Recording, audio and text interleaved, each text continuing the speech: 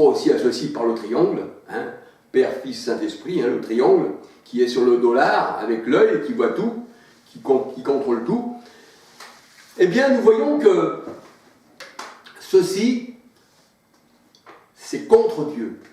Contre Dieu. Ça, c'est le monde. C'est les religions du monde. Le Seigneur il dit qu'ils ne m'ont pas connu.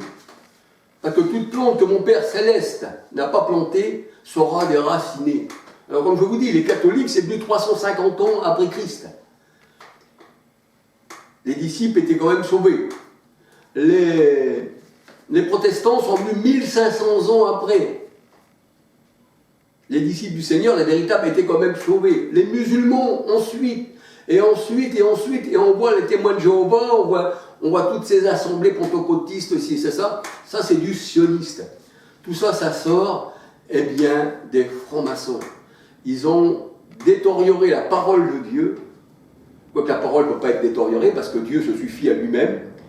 Mais c'est pour ça que le Seigneur dit, ces gens-là, on fait boire mes brebis en eau trouble. Parce que l'eau, normalement, elle doit être douce, elle doit être claire. Jérémie 2,13 nous dit, ils m'ont abandonné, moi, la source d'eau vive. Et le Seigneur Jésus-Christ disait dans Jean 7, 37 à 39, venez à moi, vous tous qui avez soif, et je vous donnerai une eau qui jaillira en vous jusqu'à dans la vie éternelle. Et il parlait de l'esprit que devaient recevoir ceux qui croiraient en lui. Ça, c'est une source qui est à part, parce que Jacob a sa source à part, c'est ce que nous dit la parole de Dieu, mais ceux du monde vous feront boire en eau trouble. Ils ont souillé l'eau avec leurs pieds, parce que leur pied n'a pas été lavé par Christ. Et les pieds représentent l'évangile. Donc on voit que ces gens-là, eh bien, c'est des loups qui sont déguisés en brebis. Hein, c'est les ténèbres, eh bien, déguisées en lumière, et puis qui vous emmènent, eh bien, à la mort. C'est pour ça que le Seigneur dit égarés eux-mêmes, ils en égarent d'autres. Et leur gosier est une fosse qui vous emmène à la mort. C'est pour ça que le Seigneur Jésus-Christ, eh bien, parlait de la fosse, qu'il devait enlever sa brebis, qu'il devait enlever le bœuf, qu'il devait enlever l'âne de la fosse le jour du sabbat. Hein, c'est ce que ça nous fait comprendre. Parce que le Seigneur, eh bien, parle en paraboles. Et les paraboles, c'est pour ses enfants, c'est pas pour le monde. Donc, nous voyons que tout ceci n'est pas au Seigneur. Et c'est pourquoi Joseph, tu défends la grande prostituée, Apocalypse 17, 1, 15, les grandes eaux qui représentent le monde, c'est pour ça que le Seigneur dit, j'étends ma main d'en haut, je te retire des grandes eaux. Eh bien, tu défends la grande prostituée, la chair, le mont Sinaï, Agar, la maison de servitude. Mais tu ne défends pas la parole du Seigneur. Tu luttes contre lui. Et la parole de Dieu, elle dit, que feras-tu à la fin? Parce qu'il y a un temps pour vivre et un temps pour mourir. Il y a un temps pour passer au jugement aussi. On peut se plaire parmi les hommes. Là, il y a notre famille, il y a tout le monde autour de nous, on est bien. Alléluia, alléluia, alléluia, on ne cherche même pas à comprendre, on est aveuglé. Mais le Seigneur a dit, celui qui quittera son père, sa mère, ses frères, ses sœurs, pour moi, pour la parole, retrouvera au centuple une autre famille spirituelle. Pourquoi? Parce que la famille charnelle, qui est née du sang, qui est née de l'homme, de la femme, Jean 1, verset 11-12, n'hérite pas du royaume des cieux. La chair et le sang n'héritent pas du royaume des cieux. 1 Corinthiens 15, 50. Elle n'hérite pas du royaume des cieux. Donc tous ces gens-là qui ne sont pas au Seigneur, eh bien, ne sont pas nos frères. Et si on aurait quitté son père et sa mère à cause de moi, tu recevras son tube, dit le Seigneur. Et tu auras pour ennemi les gens de ta maison, parce qu'ils sont nés de la chair, ils sont nés de l'homme, ils sont nés du sang. Ils ne sont pas nés de Dieu. Et la chair retourne à la terre, et l'esprit retourne à Dieu qui l'a donné. C'est pour ça que Christ souffla sur ses disciples et disait, recevez le Saint-Esprit. Alors, il faut voir quel combat on a. Soit on combat le monde, ou alors on se met avec le monde pour combattre le Seigneur. Parce que le Seigneur dit, celui qui vous touche, me touche. Celui qui vous rejette, me rejette.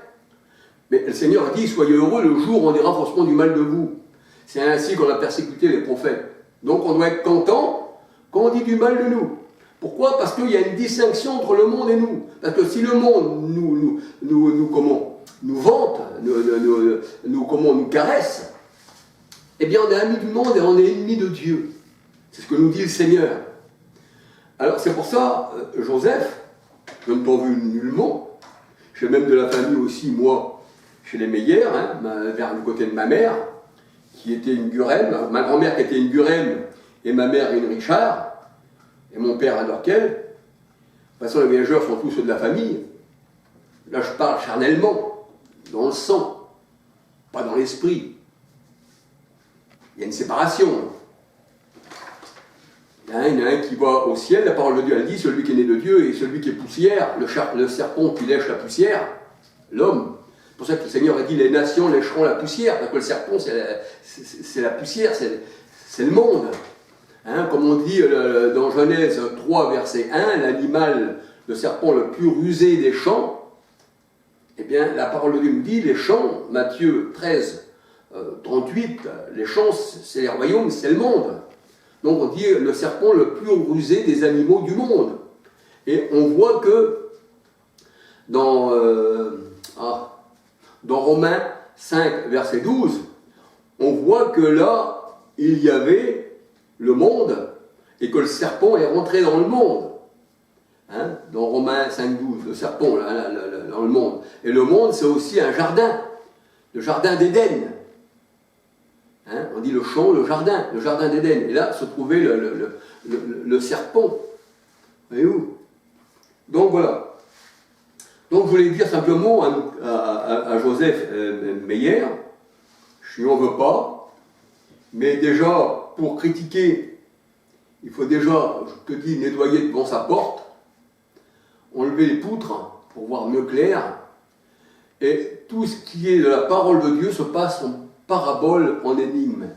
D'ailleurs, on le voit dans Ésaïe 29, 9, et si on lit tout le chapitre, c'est pour ça que le Seigneur a dit, voici, on ne peut pas lire ce livre parce qu'il est cacheté, parce que les gens du monde ne peuvent pas le lire.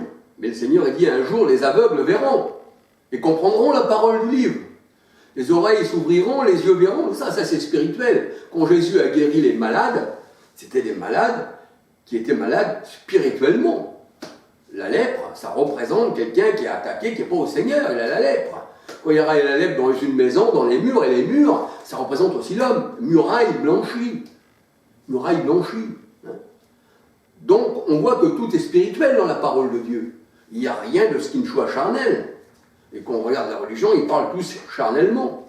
Il y en a même, j'ai regardé sur YouTube, il y en a même dans Vie et Lumière, tout ça, peut-être aussi ailleurs chez les sédentaires, parce que je ne parle pas que pour Vie et Lumière, je parle aussi pour les sédentaires, eh bien, prennent la parole de Dieu en dérision et ils font beaucoup de plaisanteries. Et le Seigneur dit, quand on trouve chez toi aucune plaisanterie, tu ne prendras pas ma parole comme une plaisanterie.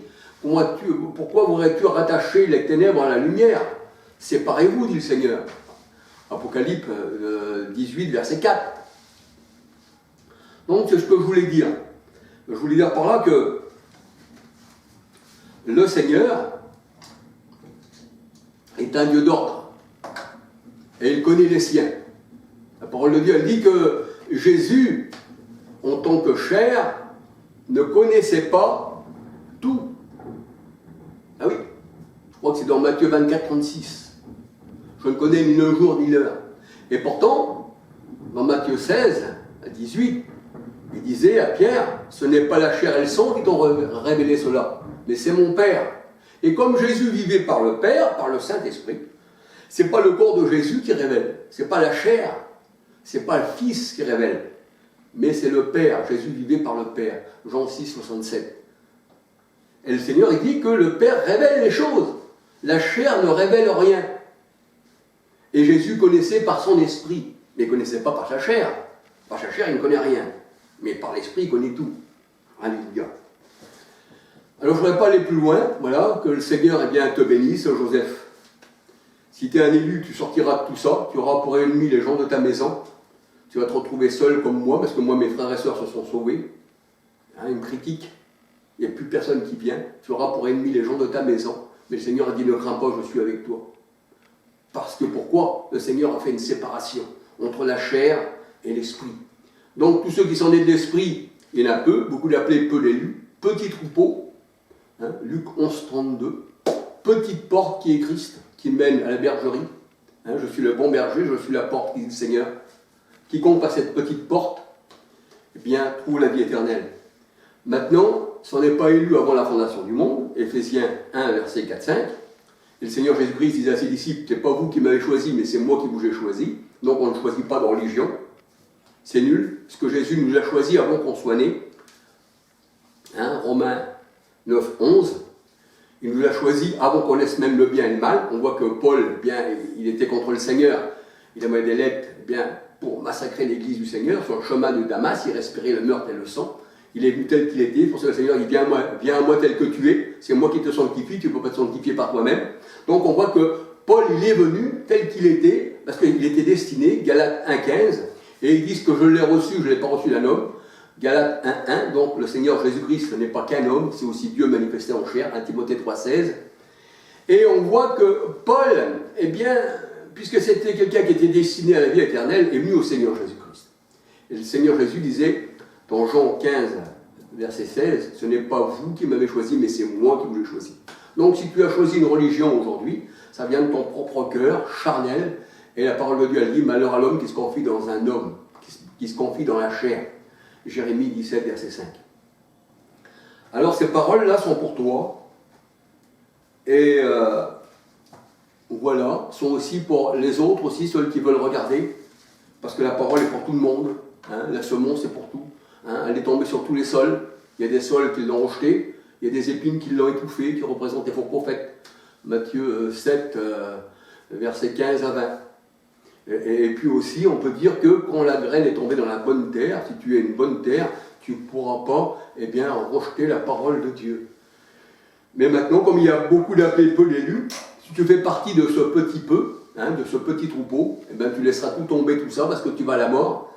Mais si tu marches avec le Seigneur, nul ne va te ravir dans ta main, et tu seras passé de la mort à la vie. Alléluia. Parce que Christ est la vie. Le Seigneur dit, celui qui me mange vivra par moi. Parce que la parole, on doit la manger. Je vis par tes paroles. Je ne laissais aucune parole tomber à terre. Et lavé par l'eau de la parole. Tu es devenu, si tu appartiens au Seigneur, eh bien, sans tache, comme Christ, l'agneau sans tache, ni ride, qui veut dire, tu ne vieilliras jamais, parce que Dieu est éternel, et celui qui s'attache à l'éternel devient éternel avec lui. 1 Corinthiens 6, 13 à 19. Donc je ne t'en veux nullement. Si dans ton cœur tu as trouvé bon de critiquer, on critique toujours, ça ne me touche pas. Nullement, au contraire, ça me fortifie. Parce que le Seigneur a dit, soyez heureux lorsqu'on vous persécute, lorsqu'on dit faussement du mal de vous, parce que l'Esprit de gloire, l'Esprit de Dieu repose sur vous. S'ils étaient avec vous, ils ne vont pas vous critiquer, parce qu'on ne va pas critiquer les membres du corps du Christ. Mais le Seigneur a dit, vu qu'ils sont du monde, alors le serviteur n'est pas plus haut que son maître. Quand ils m'ont rejeté à moi, ils vont aussi vous rejeter à vous. Mais soyez heureux parce que vous êtes à moi. Voilà, je ne peux pas en dire plus, que le Seigneur te bénisse, que le Seigneur te garde, et puis je ne t'en veux nullement. Maintenant, si tu as trouvé, même si tu veux me laisser les commentaires, pas de problème. Tu peux aussi me téléphoner si tu veux. Si tu veux, si je retrouve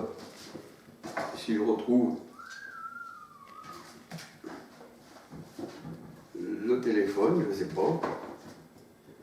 Alors, si tu veux me téléphoner, même pour me critiquer, tu as le droit. Alors, mon téléphone, 06 77 53 56 31. Pourquoi? Parce que j'ai rien à cacher. Tout est mis à nu et à découvert. Le Seigneur a dit, tout ce qui est dans l'ombre, tout ce qui est dans la ténèbre, eh bien, il faut le dénoncer. Et c'est ce que nous faisons. Alléluia. Voilà. Et bien que le Seigneur te bénisse, parce qu'il faut toujours bénir. Le Seigneur a dit, ne maudissez pas, bénissez. Et que votre douceur soit connue de tous les hommes.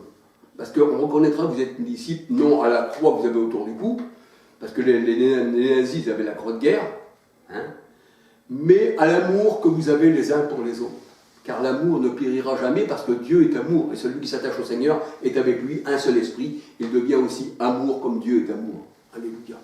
Alors à la prochaine vidéo, et que le Seigneur eh bien, vous bénisse, et qu'il bénisse aussi eh bien, ceux qui regardent cette vidéo.